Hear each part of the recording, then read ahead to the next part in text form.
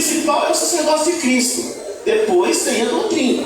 Então, eu colocar a doutrina sem o sacerdócio de Cristo, eu estou falando o quê? O que Cristo veio fazer na terra? Falar como doutrinarmos? Falar como ser doutrinados? Foi isso que ele veio fazer na terra? Se ele veio fazer isso na terra, onde está o sacrifício dele? Oh, glória a Deus. Onde está o sangue dele derramado? Pai, Satanás ainda tem um sacerdócio para fazer o que ele quer? A doutrina é válida, mas primeiro você tem que obedecer ao sacerdócio de Cristo. Se você não fizer isso, a sua doutrina vai para o latão de lixo. Não vai valer absolutamente nada. Por quê? Você está fazendo tudo para o homem. Tudo em prol do homem. Para que o homem tenha êxito, o homem cresça, o homem aumente as suas posições. Todo mundo olha para aquele lugar e diz: olha, aqui é doutrinado, aqui sim. Então, quem está recebendo a honra é esse lugar, é essa pessoa, e não o Senhor. Tá? Os homens simples não serão diminuídos, nem pagarão pecados alheios. A culpa engolirá o culpado. Assim que o Eterno precipitá-los nas profundezas, ambos lamentarão. O sofrimento estará reinando, e ninguém reduzirá a pena. O justo juiz dará punição merecida para todos. Portanto, quem escapará desse duro castigo? Aquele dia banirá eternamente a pessoa sentenciada. Então você acha que você tendo uma doutrina rígida, você está salvo? Esquece. Nada que fizermos tem condições de comprar nossa salvação. Por que Paulo escreveu em Efésios 2,8? Por que ele escreveu? Porque nada que fizermos tem condições de comprar a nossa salvação. Nada. Se você quer ter salvação, faça o que é certo. Obedeça à Escritura Sagrada, o poder da glória de Deus. Amém? Mateus capítulo 3, versículo 10. Que também agora está posto o machado, a raiz das árvores. Toda a árvore, pois que não produz bom fruto, é cortada e lançada no fogo. A árvore que não dá bom fruto, que não produz fruto algum, será cortada e lançada fora. Está falando com as pessoas que vão para o juízo final. Se elas guardaram a doutrina, privaram delas ao sacerdócio de Cristo, no Evangelho Eterno, a nova aliança, elas terão que ter bons frutos para não ser jogadas no fogo. Tá? A Escritura Sagrada afirma: todos serão julgados. Ninguém vai para o mundo eterno sem ser julgado, com ou sem Deus. E o sofrimento virá por cometer pecados. No terrível lago de fogo lamentarão e gemerão. Esses se amaldiçoarão por terem negado o sacerdócio de Cristo. Tá? Então muita gente vai saber disso. Tá? Eles, quando souberem que precisavam do sacerdócio de Cristo, não fizeram, vão se amaldiçoar. Principalmente aqueles que tiveram a chance de ouvir. Né? Como eu cheguei para um senhor e disse para ele: vem cá, você não tem vontade de ser tribo de Israel? Ele falou: não quero ser tribo dos filhos de Israel. Né? Tudo bem que ele disse por ignorância, mas ele comprou a própria sentença. Ele não sabe o que é tribo dos filhos de Israel, não sabe a origem, né? Não sabe, infelizmente, dessa situação. Glórias a Deus. Porquanto quem aguarda o julgamento observará suas obras reprovadas sendo reveladas. As obras dele reprovadas vai estar vista a todos. Todo mundo verão, todo mundo saberão delas. Obras esquisitíssimas, obras terríveis serão reveladas. A Escritura Sagrada afirma: todos serão julgados, e o sofrimento virá por cometerem pecados. No terrível lago de fogo lamentarão e gemerão. Esses se amaldiçoarão por terem negado o sacerdócio de Cristo, porquanto, em aguardo julgamento, observará as suas obras reprovadas, sendo reveladas. Conforme a Escritura Sagrada, abriu-se os livros, e todos foram julgados pelo escrito nos livros.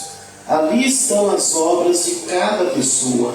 Acredito que alguém salvará naquele julgamento, embora a possibilidade seja mínima.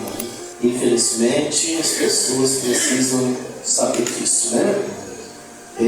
Vai ter salvo no julgamento final? Vai. Mas vai ser muito pouquíssimas pessoas. Quem estará em juízo? Todos que entraram no abismo sem ouvir o testemunho de Jesus Cristo na nova aliança. Aleluia, glória a Deus. Todas as pessoas da velha aliança, mesmo no tempo da nova aliança, viu? No tempo da nova aliança existem pessoas na velha aliança. No julgamento final se abrirá uma porta para os infelizes se salvarem por obras positivas. Se tiverem obras positivas mais do que negativas, se salvarão. Apocalipse 20:12. E vi os mortos, grandes e pequenos, que estavam diante de Deus, e abriram-se os livros, e abriu-se o outro livro, que é o da vida. E os mortos foram julgados pelas coisas que estavam escritas nos livros, segundo as suas obras. Segundo as suas obras. Vocês perceberam que eu li aqui, em um versículo só, falou tudo o que temos falado, né? Os mortos nos mares comparecerão em juízo para serem julgados. Essas palavras estão escritas e deverão acontecer. Todos caídos nos mares irão a julgamento, e o segredo deles aparecerá naquele dia.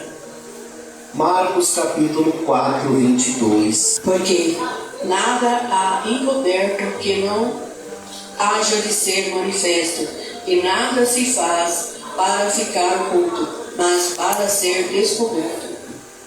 Irmãos, tudo vai ser descoberto. Você já pensou? Todo mundo vai saber. Vai para o lago de fogo, vai para a cidade santa, mas tudo será revelado, tá? Tudo. Nada vai ficar escondido. Você escondeu do homem, você escondeu de todo mundo, tá? Todo mundo vai saber o que você fez debaixo de 7 chaves. A Bíblia Sagrada diz que no juízo, a morte e o inferno prestarão conta dos seus mortos. Tá? Quando Constantino colocou o nome do abismo, inferno, ou o segundo céu de inferno, ele esqueceu de um detalhe. Tá? Preste bem atenção. O que é a morte? Vai dar os seus mortos. É um homem, um bicho? Ganhando coisinha, a morte é isso aí. Ela tem um monte de gente nas costas dela, pendurada nela. A Bíblia diz que a morte vai dar os seus mortos. Quantas pessoas estão na morte? A morte é um lugar sem Deus para quem morreu. Talvez isso é tão culto fúnebre, bonitinho aqui, né? O irmãozinho que descansa em paz, o irmãozinho está bem, né? Irmãozinho, aqui um versículo bíblico, aqui, irmãozinho está bem. Ele está lá na morte. Por que ele está na morte? Pela Bíblia tem que estar na morte. Para ser julgado no juízo final, ele não pode estar no paraíso. Ele só pode estar no paraíso se ele não for passar pelo juízo final. Se eles mesmos dizem que vão para o juízo final, já explica que morreu, vão para a morte. E pelo jeito não é lugar bom. A morte dará os seus mortos. A Bíblia também diz aqui que o inferno dará os seus mortos. E a palavra diz que o inferno não é um lugar sem Deus. O inferno é onde se desmancha a carne, sepultura. Quando diz que o inferno dará os seus mortos, a terra dará os seus mortos, sepultados nela. O inferno dará os seus mortos. E se o inferno vai dar os seus mortos e a morte dará os seus mortos, por que repetiu? Se o inferno é um lugar sem Deus, por que repetiu 2 vezes? Então Constantino esqueceu e deu um pequeno problema para a igreja. Louvado seja Deus. Inferno, esse nome traz medo, mas não precisava aterrorizar tanto. Esta palavra foi comentada por Constantino Imperador, embora nunca soubesse sua origem. Trouxera temor em todos. Assim que fundou a igreja, os adeptos não adaptaram a crença. Aquele fundador, vendo seu trabalho regredir, disse tal palavra, e quem a ouviu ficou assombrado. O imperador usou esta ferramenta para atemorizá-los quando precisasse. Desde então, o inferno tornou-se lugar atormentado, e quem desobedecesse seria destruído naquele lugar.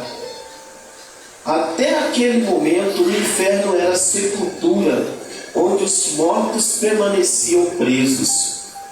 O inferno vomitará seus cativos em juízo, e reviverão para serem graduados para Deus ou Satanás.